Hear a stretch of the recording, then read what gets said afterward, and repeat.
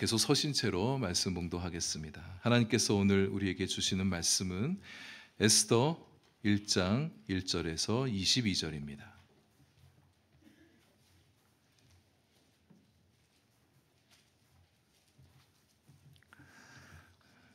구약성경 750면 에스더 1장 말씀 봉독은 1장 1절에서 12절까지 하겠습니다. 저와 여러분 한 절씩 교독합니다.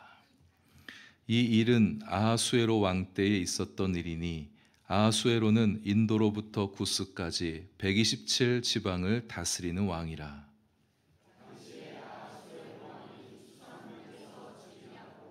왕 위에 있은 지 제3년에 그의 모든 지방관과 신하들을 위하여 잔치를 베푸니 바사와 메대의 장수와 각 지방의 귀족과 지방관들이 다 왕 앞에 있는지라.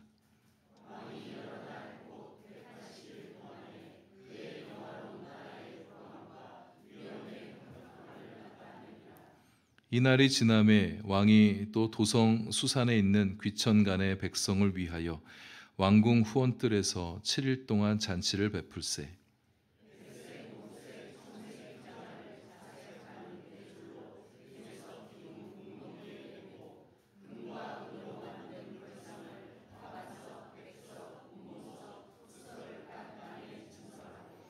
금잔으로 마시게 하니 잔의 모양이 각기 다르고 왕이 풍부하였으므로 어주가 한이 없으며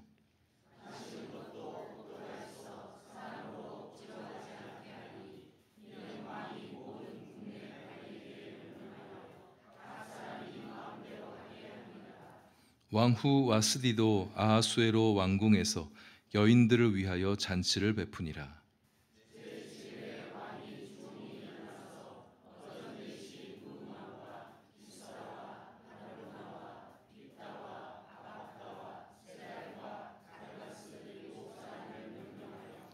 왕후 와스디를 청하여 왕후의 관을 정제하고 왕 앞으로 나오게 하여 그의 아리따움을 뭇 백성과 지방관들에게 보이게 하라 하니 이는 왕후의 용모가 보기에 좋음이라.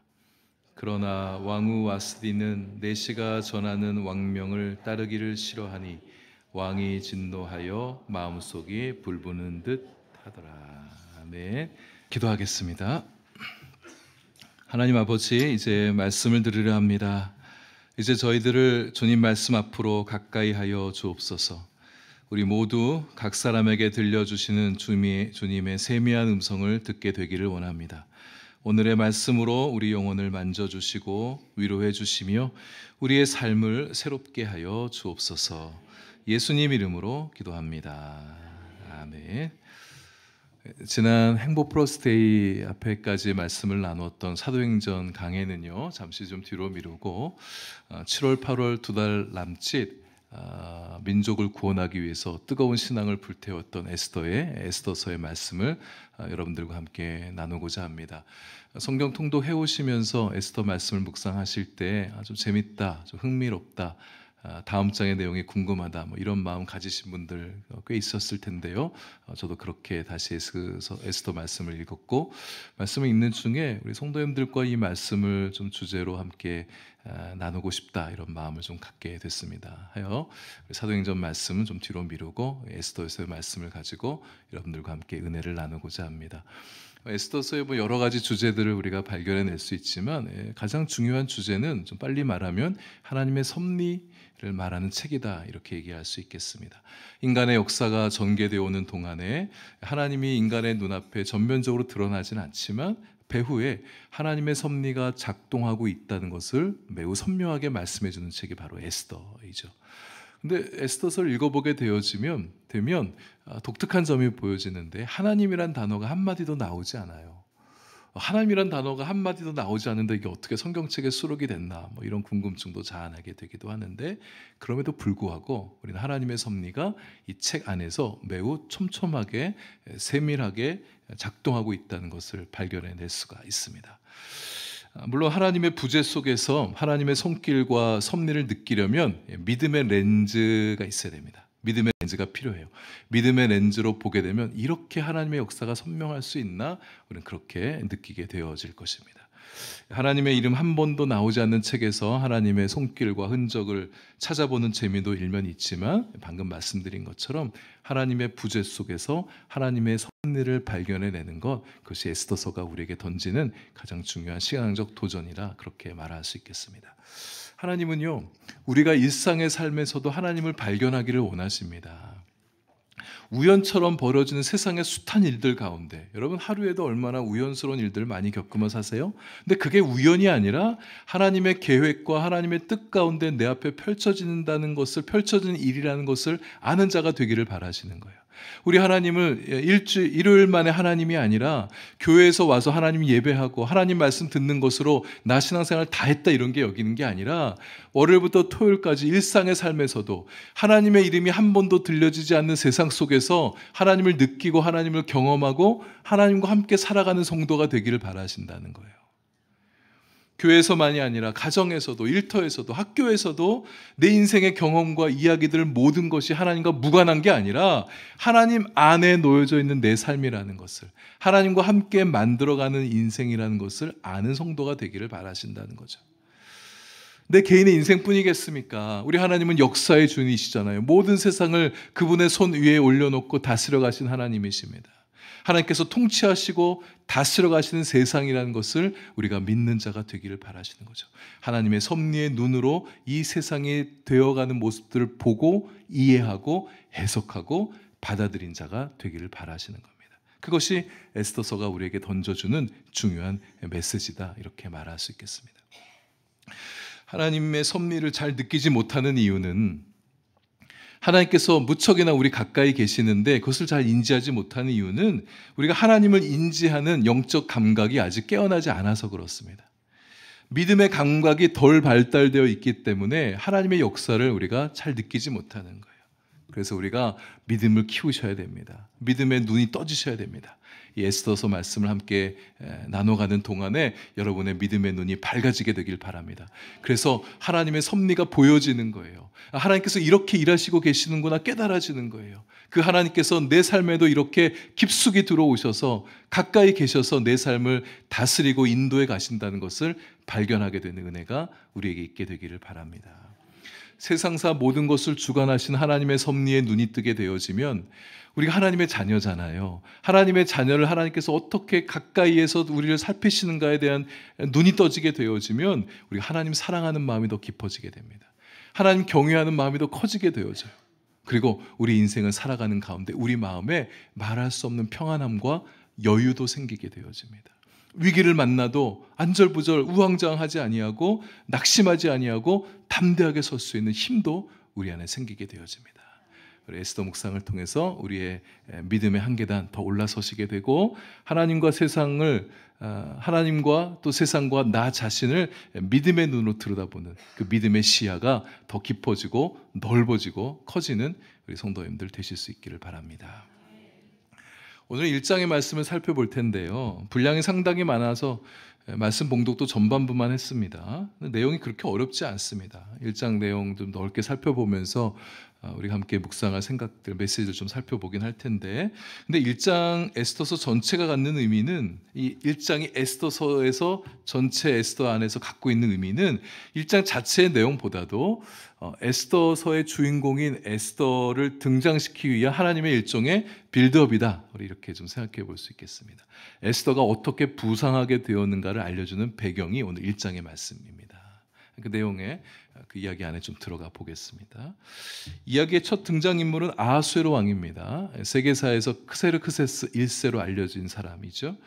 아하수에로 왕은 오늘 1장 내용을 보시면 좀 어렴풋하게 느끼셨을 텐데, 굉장히 오만하고 자신의 부와 권력을 굉장히 과시하는 그런 인물로 비춰지고 있습니다. 그리스 역사가 헤로도투스가 쓴 페르시아 전쟁사를 보게 되면 거기 그 내용의 책의 3분의 1 가량을 이 아하수에로 왕의 통치에 대해서 기록해 놓고 있어요. 그만큼 사실상 업적이 대단한 사람이긴 해요. 근데 그 헤로도투스가 이 아하수에로 왕에 대해서 그의 성품을 이렇게 평가해 놓은 대목이 있습니다. 매우 패기만만하고 용감하기는 하나 무척 잔인하고 옹졸한 왕이었다, 이렇게 아하수에로를 평가해 놓고 있어요. 아하수에로 왕은 영화에도 가끔 등장합니다. 여러분 영화 300이라는 영화를 혹시 보신 분 계신지 모르겠는데 거기에 아하수에로 왕이 굉장히 이렇게 찬란하게 멋진 모습으로 웅장하게 등장하는 씬이 있습니다. 보게 되면 금이나 보석 장식품으로 몸을 온전히 치장하고 있는 걸 보게 돼요.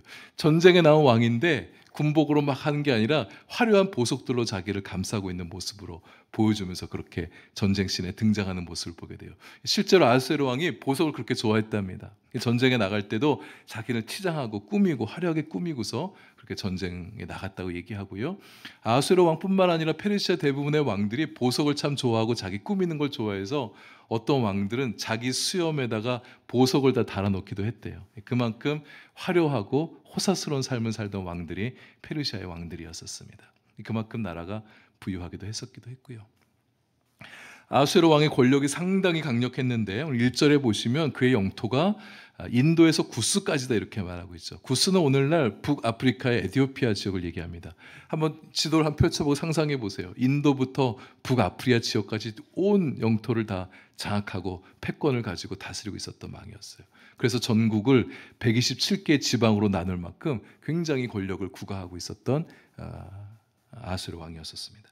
이 아하수에로 왕이 재위 3년째 되던 해에 그가 다스리던 수상궁에서 제국 내 모든 장수들과 귀족들과 각 지방의 총독들 다 초대하다가 큰 잔치를 벌입니다. 근데 잔치를 무려 180일 동안 6개월 동안 잔치를 벌여요. 정말 호사스럽고 사치스러운 왕인 것을 보게 되죠.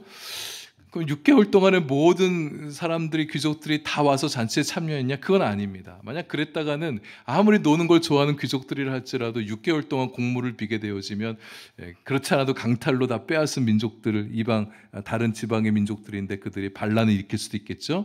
그래서 6개월 내내 수상궁에 와서 파티를 벌인 것은 아니고 워낙 땅이 넓고 귀족들이 많다 보니까 이렇게 순차적으로 나눠서 6개월 동안에 긴 세월 동안에 긴 기간 동안에 파티를 열었다 이런 말입니다. 이렇게 성대한 파티를 개최한 이유가 뭘까? 성경에서 말하지 않고 있는 이유부터 먼저 좀 나누고 싶은데요. 당시 페르시아 왕들은 전쟁에 나가기 전에 신하들을 불러다가 잔치를 벌여주는 관례가 있었다고 합니다. 왜 그렇겠냐?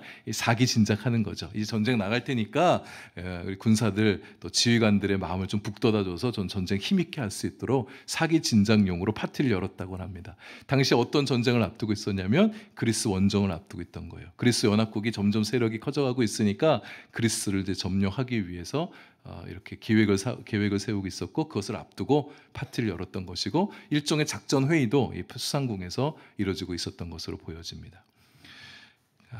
그렇게 파티를 열고 또 7일간의 수상궁에 사는 신하들과 백성들도 초청해다 파티를 열어요. 그러니까 사실 뭐 그런 여러 의미가 있다 할지라도 어쨌든 파티를 좋아하는 왕인 것은 분명한 것 같아요. 근데 성경이 아하수에로 왕의 파티를 연 목적이 무엇인가를 주목해주고 있는데 그게 4절에 나오고 있죠. 왕의 권력과 부함과 위엄의 혁혁함을 나타냈다. 쉽게 말하면 아하수에로 왕이 자기 잘난 척하고 싶었던 거예요. 자신이 얼마나 부유했는지 얼마나 권력이 강했던 사람인가를 과시하고 싶어서 이 파티를 열었다고 성경이 보고 있는 겁니다. 이 광활한 제국의 소유주가 누구이냐, 이 제국의 1인자가 누구인지 아느냐, 바로 나다. 자기의 권력과 자기의 부를 자랑하고 싶어서 이런 파티를 열었다. 성경이 포착하고 있는 진실은 이거라는 거죠. 그는 오만하고 자기 자신을 과시하고 자랑하고 드러내길 좋아하는 사람이었습니다. 그가 얼마나 사치스러웠는가는 6절과 7절 보시면 나와요. 연회장이 얼마나 기둥에다가 대리석 기둥에다가 화려한 커튼들 연결하고 의자는 금으로 만든 거, 은으로 만든 거 하고 술잔도 금잔으로 만들었다네요. 금잔에다 술 마시면 더 맛있는지 모르겠는데 금잔을 다 저마다 들고 짠하면서 마시는 거죠. 또 금잔의 모양도 다 제각각이라고 그럽니다. 얼마나 호화스러웠고 사치스러운 왕이었는가를 이 대목에서도 잘 보여주죠. 술이 모자라지 않아서 풍요로워서 마음껏 마시게 했다 얘기하는데, 근데 그 다음 구절에 조금 우리가 언뜻 성경을 읽으면 잘 이해가 안 될 수 있는 구절이 하나 나옵니다. 한이 없을 정도로 어주가 풍부해서 마음껏 마실 수 있는데 억지로 마시게 하진 않았다. 이게 아까 앞뒤가 안 맞는 것처럼 느껴지잖아요. 이게 무슨 뜻이냐? 페르시아 술 문화에서는 연회 중에 누군가 술 한 잔을 딱 들면 다 같이 함께 술을 마시는 그런 문화가 있었다는 거예요. 누가 술 마시면 뭐 건배 그럼 다 같이 또 건배 들고, 그러니까 내가 지금 마시고 싶지 않아도 누가 술잔 들면 다 같이 건배에 참여해야 되는 그런 문화가 있었다, 그런 관습이 있었다는 겁니다. 근데 페르시아 왕 이 아하수에로가 그거 다 빼고 내가 연 왕의 잔치에서는 누구나 마시고 싶은 대로 마음껏 마셔라, 이렇게 얘기했다는 거예요. 근데 뭘 말하느냐? 왕이 관습 위에 있고 법 위에 있고 모든 사람들 위에 있다는, 권력이 그만큼 강했다는 것을 보여준 대목인 것입니다. 모든 파티가 다 끝나가는 7일째 마지막 날에 사건 하나가 일어나게 됩니다. 왕궁을 들썩거리게 한 사건이었는데요. 마지막 날까지 처음부터 그냥 쭉 오던 대로 왔으면 되는데 6일 동안 아무 일도 없다가 마지막 7일째 이제 사건이 터지게 된 거예요. 주흥이 일어난 왕이, 곧 흥에 취하고 술에 취하고 권력에 취했던 왕이 이성의 끈을 놓아버리고 한 가지 하지 않았으면 좋았을 명령을 내리게 되었습니다. 곧 연회장에 왕후 와스디를 데리고 오라는 명령이었었어요. 그것도 왕후의 관을 정제하고, 그러니까 왕후의 차림을 다 차린 다음에 그렇게 오라는 얘기였잖아요. 근데 당시 전쟁을 앞둔 잔치에서는 남녀가 함께 동석하지 않는 것이 페르시아의 연회 문화였었습니다. 그래서 오늘 본문 9절에 보면 와스디도 초대되었던 남자 신하들의 부인들을 위해서 잔치를 열어주고 있어요. 따로 잔치를 열고 있었던 거예요. 근데 왕후를 무슨 이유 때문인지 모르겠는데 남자들만 있는 술자리에 왕후를 오라고 그런 거예요. 다른 이유가 없어 보입니다. 11절에 얘기하고 있죠. 그의 아리따움을 뭇 백성과 지방관들에게 보이게 하라.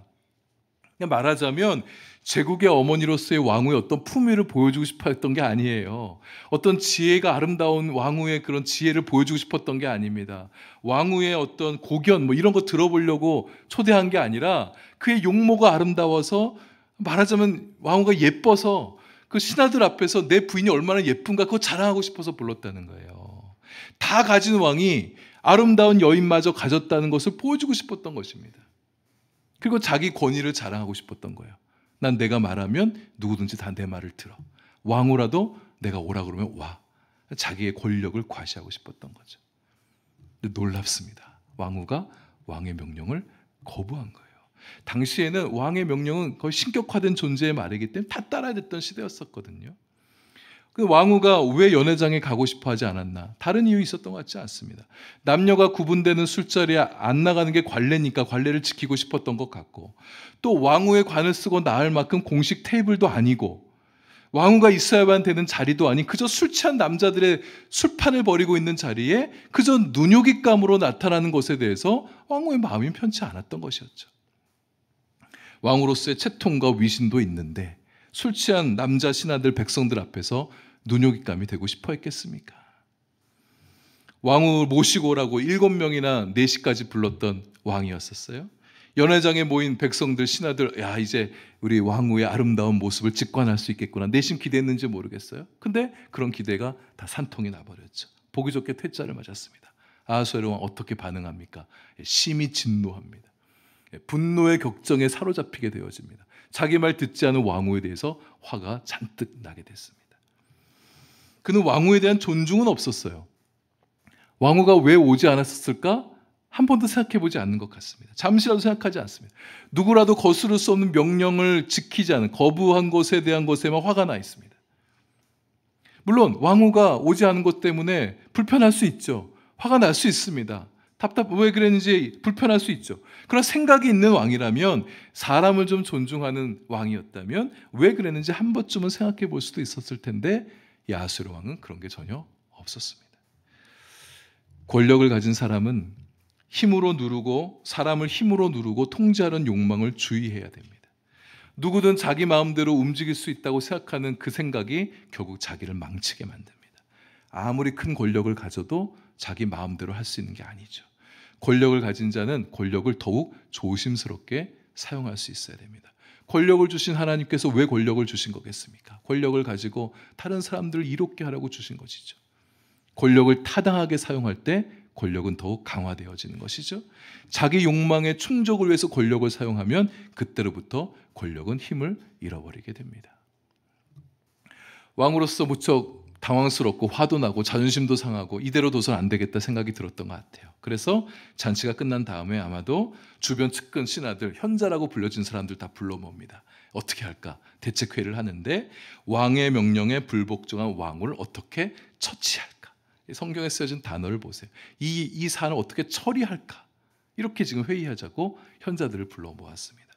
아무리 여인들의 인권이 약하고 왕의 명령이 절대적인 시대였다 할지라도 왕이 술자리에 안 나온 것으로 인해서 그 사안을 처리할 방법 가지고 대책회의 한다는 것이 참 씁쓸하게 느껴집니다. 왕의 의견을 존중하고 배려하는 그런 차원에서 모인 회의도 아니었었어요. 현자라고 하는데 정말 지혜로운 사람들은 아니었던 것 같아요. 법률에는 좀 똑똑하고 왕의 나라의 어떤 정책을 위반하는 데는 현자였는지 몰라도 이 부분에 있어서는 아주 어리석은 모습을 보여줍니다. 그저 이들은 왕의 기색을 살피고 왕의 비유를 마치고 자기들 마음속에 있던 남성 중심적, 가부장적 권위를 강화시키는 방향으로 조언을 할 뿐이었습니다. 진짜 현자라면 왕후의 입장도 한번 생각해 봐줄 수 있어야죠. 왕이 감정에 따라서 판단하지 않을 수 있도록 적절한 조언을 해줬어야 되죠. 근데 어쩌면 이들이 진짜 현자일 수 있습니다. 진짜 현자라면 이 사람들은 와스디가 마음에 안 들었던 거예요. 정말 똑똑한 사람들이지만 와스디가 마음에 안 들어서 이참에 와스디를 폐위시켜야겠다 이런 마음을 가졌는지 모르겠습니다. 왕이 나오라는 데도 나오지 않을 만큼의 자존심과 품격을 가진 여인이라면 아마 신하들을 대할 때도 만만치 않았던 사람, 신하들 앞에서도 고분고분하지 않았던 여인이었을 것 같습니다. 어쩌면 조금 삐딱하게 보면 이 와스디가 좀 성격이 센 사람일 수도 있겠죠. 그들은 왕위를 폐위시키고 싶어 했어요. 아무리 왕후라도 왕의 명령을 거부할 수 없다고 왕의 권위와 왕의 면을 세워주는 방향으로 조언을 하고 있지만 전국에 반포할 조서에 와스디가 다시는 왕 앞에 나오지 않게 하자는 문장을 만들어서 명시한 것을 보면 이들은 와스디가 마음에 들지 않았던 거예요. 혹시 와스디가 손을 써서 다시 왕후의 자리로 복귀할 그런 가능성마저 차단시키려고 이런 법률을 만들어냈던 것입니다. 그리고는 그 조서에 남편이 자기 집을 주관하게 하라는 내용도 기록해두게 하죠. 그 이유는 17절, 18절에 나옵니다. 왕후의 소문이 여인들에게 퍼져가게 되어지면 왕후가 했든 모든 아내들이 자기 남편들을 무시하는 행동을 하게 될 것이다. 이렇게 얘기해요. 이런 억지가 어디 있습니까? 그 사건을 공론화해서 전국의 조서를 반포하여 모든 남편들의 권위를 법률로 세워주려 하는 거예요. 이렇게까지 해서 남편의 권위를 세우려고 했던 것을 보면 당시 남편들의 권위가 좀 간당간당했던 때는 아니었을까, 이렇게 읽어볼 수도 있을 것 같습니다. 술자리에 부르지 않았다고 나가지 않은 것이 남편을 꼭 멸시하는 행동이었을까요? 그렇지 않을 수 있잖아요. 그런데 왕후의 그 한 가지 행동을 가지고 모든 귀부인들과 여인들이 들고 일어날 것이다 이렇게 생각했던 신하들의 생각을 봐서는 당시에 남성들이 여성들을 얼마나 막대했는가를 보여줍니다. 그러니까 쌓여있던 누적되어 있던 분노와 멸시가 폭발하게 될 것 같은 불안감을 느끼게 된 것이죠. 이렇게 해서 왕후는 폐위됩니다. 왕위를 폐위시켜서 왕의 명령에 불복종한 것이 얼마나 혹독한 대가를 치르게 되는가를 보여주죠. 그 일로 인해서 왕후는 모든 것을 잃게 됩니다. 여러분, 소신껏 옳게 행동하는 일이 반드시 좋은 결과만을 가져오지 않을 수 있다는 것을 우리에게 보여주는 대목입니다. 와스디 입장만 보면 좀 씁쓸해요. 우리 마음이 속 솟지는 않습니다. 왕의 권력은 더욱 절대화되어지죠. 왕 앞에 누구라도 왕이 부르기 전에는 나올 수 없다. 왕후라도 왕이 부르기 전에는 나올 수 없다는 법령이 만들어집니다. 뒤에 나중에 에스더서를 보게 되면 에스더가 위기에 처한 고국을 구원하기 위해서 왕 앞에 나오게 되는데 왕인데도 직접 아련하지 못해요. 왕이 부르지 않으면 나갈 수 없다. 그래서 3일 동안 기도하면서 준비하는 그런 대목을 보게 됩니다. 왜 그렇게 됐냐? 왕인데도 마음대로 편안하게 왕 앞에 찾아가지 못하느냐? 와스디 폐위 사건으로 이때 만들어진 법률 조항 때문인 거죠.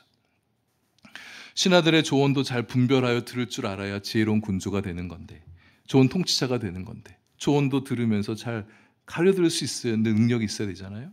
좋은 조언을 하는 지혜로운 조언자들도 옆에 있어야 되는데 그렇지 않음으로 인해서 아하수르는 사실상 불행한 왕이었던 거죠. 술과 권력에 취한 권력자의 어리석은 판단과 행동이 어떤 좋지 않은 결과를 가져오는가도, 파장을 가져오는가도 우리는 이야기에서 살펴볼 수가 있습니다.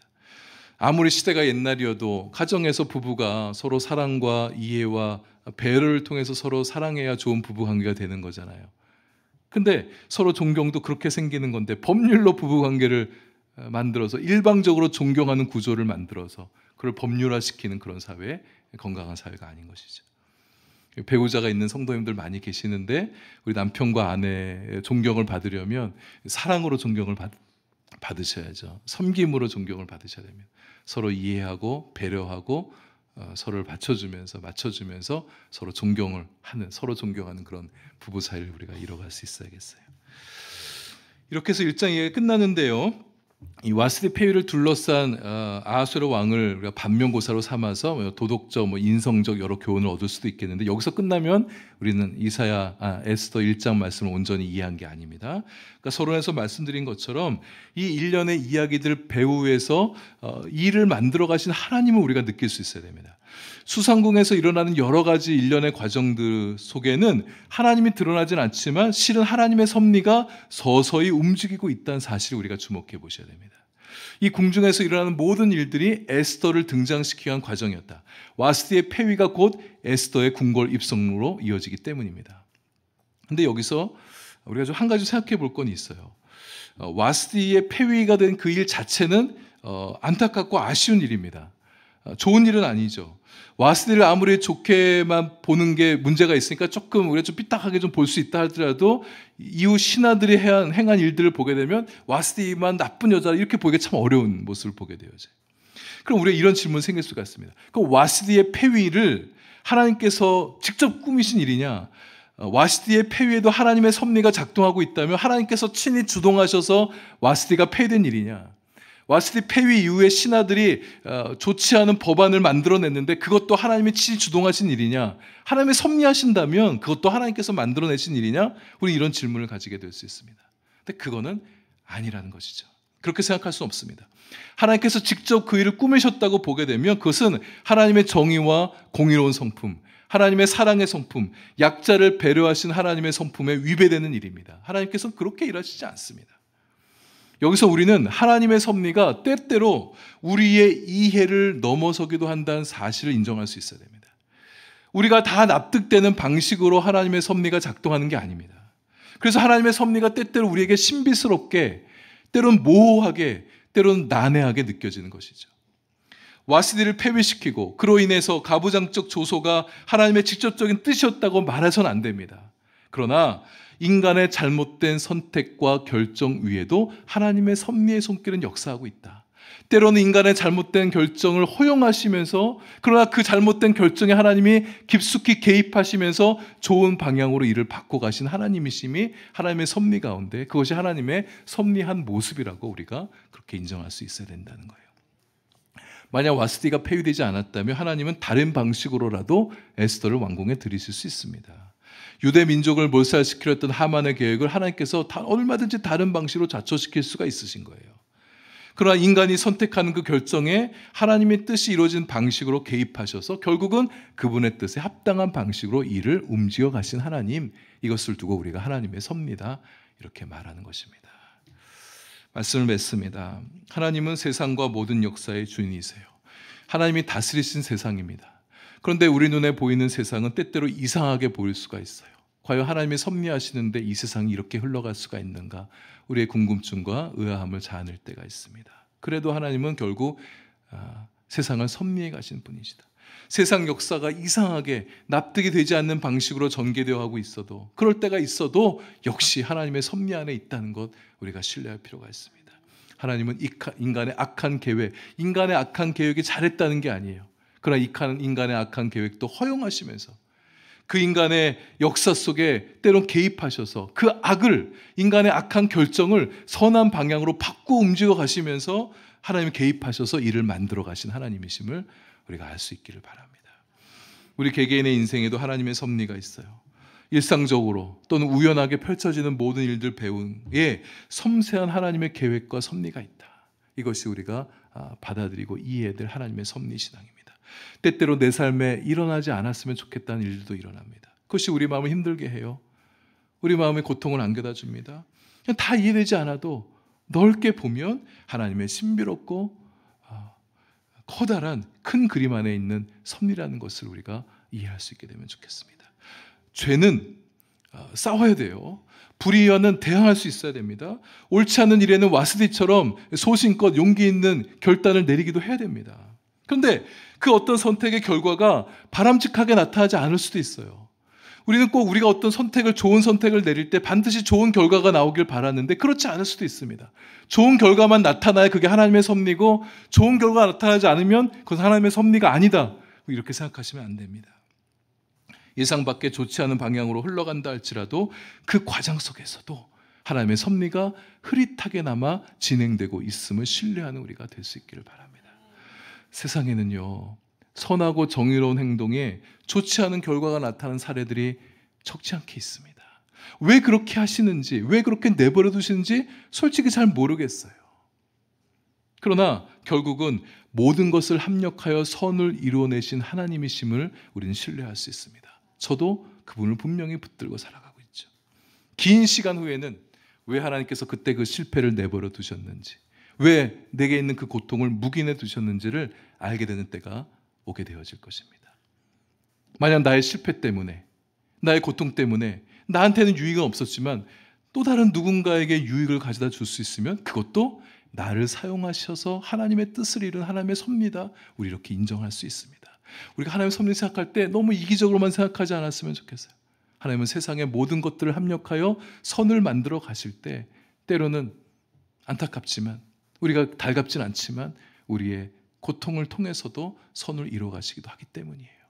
그리고 실패와 고통이 나로 하여금 더 나은 존재가 되게 하고, 더 나은 신앙인이 되게 하고, 우리 하나님과 더욱 가까워질 수 있게끔 한다면 때로는 고통과 실패마저도 하나님께서 허락하시는 하나님의 섭리의 일부분일 수가 있는 것이죠. 하나님의 깊고 포괄적이며 커다란 섭리에 우리의 믿음을 드리십시다. 모든 것 합력하여 선을 이루신 방향으로 우리의 삶을 다스리시고 인도하신 하나님이심을 우리가 신뢰하고, 오늘도 또 앞으로도 이 섭리 신앙으로 세상을 바라보고 우리 자신을 바라보고 하나님 바라보며 살아가는 우리 성도님들 되실 수 있기를 바랍니다.